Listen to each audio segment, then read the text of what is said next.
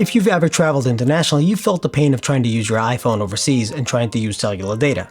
Either you had no access at all, or you had very spotty access, or worst case, you did not have your phone set up correctly, so you came back to a humongous phone bill. I have traveled several times internationally, and these are the steps that I use to protect myself and to make sure I have access to my phone and to my data and not to go over. By the way, no matter how you set up your phone, whether you use my tips or somebody else's, you should always be aware of how much data you're using and what your individual plan allows you to do. Use my steps here as a guideline. Now, I have used them and they've worked for me, but they may not work for you. But for the most part, these are the steps that other people will tell you to use as well. Even though I have T-Mobile and that allows me free roaming in Europe where I'm going to be traveling, I still check once or twice a day to make sure I'm not doing something wrong. So with that warning out of the way, here's what I actually do. So the first thing you should do is check with your carrier. Now, I have T-Mobile and my plan allows me to roam freely in several countries, and especially Europe where I'm going to be going.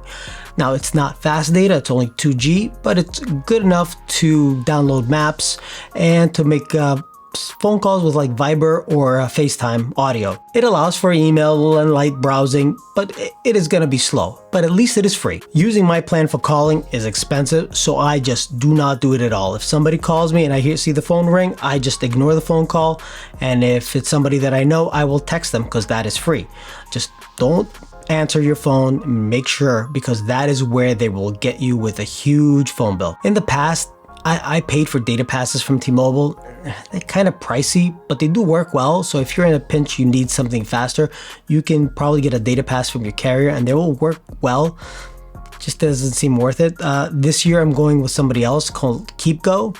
It allows you to add an eSIM to your phone if your phone is capable, and the rates are much cheaper. I haven't tried it yet. I am about to go to Europe soon and I will test the speeds, but seems to be an okay service and it's much cheaper than T-Mobile. Maybe that's something you might want to check out. It's keepgo.com if you want to check it out. All right, so let's go through the cellular settings and show you what I do to keep myself from getting jammed. The neat thing about doing this as well is if you do have a data pass, you do not want to keep it on. You want to keep the data pass disabled until you need it. Otherwise, there are certain things that I will show you that will eat up your data before you even know it. Be honest, we're kind of spoiled with the unlimited data here that we have, so we don't think about turning any of these services off. So here we go. Okay, so all this is going to be done in the settings. So let's go into the settings and begin from there. So the first thing you want to do is you want to go to cellular. So if you're not fortunate to have an unlimited data plan like I do, you must turn off roaming. That's the first thing you should do. Now, in my case, I have two plans here. I do have the eSIM from KeepGo here. So you want to go to your primary one, which is the number you will use as your phone number. You want to go here, scroll down, and switch data roaming off. That will make sure you're not going to get all your data eaten up. Now, if you do add a data plan, of course you want to turn this back on, or otherwise you won't be able to use your data. But this is the master switch where you can turn this off and prevent any data from being used. So now, while you're in cellular settings, you need to do one more thing, and that is scrolling all the way to the bottom of all your apps in the cellular page. Is you want to turn Wi-Fi assist off. What this does is if you're in a Wi-Fi area and the Wi-Fi is not good enough, it will actually use your cellular data to assist the Wi-Fi connection. And you definitely don't want to do that because it's going to start eating up your cellular data. So also what else you can do here is you could selectively turn these off, one of these applications that you see here. What this does is prevent the application from ever using cellular data, even if you actually click on one of the apps and it opens up. So that's one other thing you can do. It's obviously depending on how many apps you have, it's a little tedious. So easier to just turn roaming off and call it a day. So another sneaky data hog is Mail. Mail can be constantly pinging the server for data, and that will obviously eat up some of your data package. So what you need to do here is you go to Mail, and you see there's a switch here that says cellular data. You can actually turn cellular data off, and it will never use cell data to actually grab your mail. But let's assume you want to keep this on. What you can do here is you go to Accounts, you go to Fetch New Data, and you want to turn this switch push to off. What this does, it will manually also switch this to manually. What this does, it will not ping the server for mail at all. The only time you will get mail is if you actually physically go into your mail app, then it will download mail for you. I'm going to leave this as it was since I do have unlimited data. But this is what you would do here if you do not want mail to be constantly pinging the server. So another thing that will definitely eat up your data is background apps. Now, you may think that by turning and switching off an app that it's not working in the background, but it actually is. That's why you get notifications. Something is running in the background that allows you to fetch data all the time, and you need to turn this off. If you go to General and Background App Refresh, this sucker right here is where all these apps are constantly pinging the server in the background, whether they're running or not.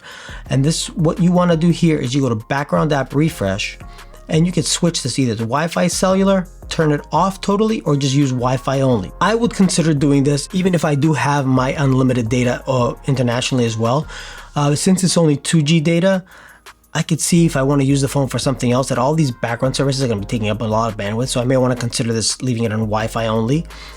What I will personally do is I will leave Wi-Fi and cellular data on, and I will selectively, once I get onto my trip, I will go here and I will switch possibly all of these or most of these off and only keep things that I really want to be on. That way, apps that I really want notifications from, like my security cameras or things like that, that I want those to constantly be working in the background. Some of these I don't care to be working in the background, so I will turn these off. Another setting that eats up your data is the App Store itself. So if you go back to the main settings screen and go to App Store, you do not want to have cellular data turned on here. You want to turn this off, turn app downloads, app updates off, and also automatic downloads. What this does is, especially if you have automatic downloads and app downloads, if you have these settings here, the app downloads and app updates, if the App Store detects that there's an update to one of your applications, it will start downloading it. And especially if you have like 3 or 4 that are a couple of like 100 megs each, you could theoretically go through 300-400 megs of your data just like that. Yes, you can have it ask if it's over 200, but if it's just under 200, you're still eating up a lot of data. So you may want to consider turning these off as well, or just turn cellular data completely off. The other thing that eats up data is your backup. This will be new in iOS 16. So if you go to your iCloud backup settings, you will see that there's a new option here for backup over cellular. So if you're traveling past September and you get iOS 16, you may want to look at this one here and just turn this off as well so you don't get your backups done over cell data. The one thing you should do before your trip is to download offline maps. Unfortunately, Apple Maps doesn't allow that, which I wish it did. I personally use an application called Cygic. I purchased this several years ago, and I have a lifetime version of it. It was actually pretty cheap when I bought it. It is not that cheap right now, so I wouldn't really recommend it price-wise to get it. Google Maps works just as well. The one thing with Google Maps though, with their offline mode, is getting the maps is a little bit clunky. It's not as streamlined as Cygic was. Cygic, I can just go and select I want this country, or if it's for example, Germany is split into many sections, but it allows you to download the whole country in one fell swoop. Google Maps, not so great, and I will show you right now what I mean by that, but at least it allows you to do offline mode for free. So now that we're in the Google Maps interface, if you go to the little hamburger settings icon and you go to where it says offline maps, so what you would do here is you say select your own map, and as you can see, it is a tiny little tile. And let's say you're going over, you want to go to Italy, and you can see even if you zoom in, you see the box is kind of small. So even if you wanted to go to most of Italy, you'd have to go here, select download. It will download this little area here. Then the next thing you will need to do is come back into this interface, go to the next area. Even if you overlap, it wouldn't matter. It will figure it out. Just go up to here, and then you do that part. Then you're gonna go back and do that part. So you kind of have to do that to get all of the maps. It's kind of clunky, but at least there is a way to do offline. So I would recommend you do that. And the other thing is to download any airline applications that you have. I'll be flying with Lufthansa, and I've had the experience before where they said, hey, download our entertainment app. It will allow you to actually view the entertainment that we have on board or do other things with it. Once I was on board and I tried to download it, there was no way for me to download it. You have to pay for their Wi-Fi to for you to download it. They wouldn't even allow you access to download their app alone. Maybe that's changed since the last time I flew with them, but it's probably best to download those ahead of time. The other thing you could do is to eliminate some of your mail data is unsubscribe from any newsletters you don't want. Why have extra emails that you have to open and load obviously it's going to download something, images, pictures, something, some sort of data. So you may want to eliminate some of those that you really don't care about, and that will save you some data as well. So if you use something like Apple's Hide My Email, for example, and you use one of those generated emails for your newsletters, you can just go into the Hide My Email settings and just disable that email, and all of a sudden none of those newsletters will come, and you don't have to necessarily unsubscribe for them. You just won't see those emails for the time you are out of the country. And when you come back, you can re-enable them and any new newsletters will start coming to you. If you want to see how to use Hide My Email, check out my video up here that I've done showing you how to use it. Thank you for watching.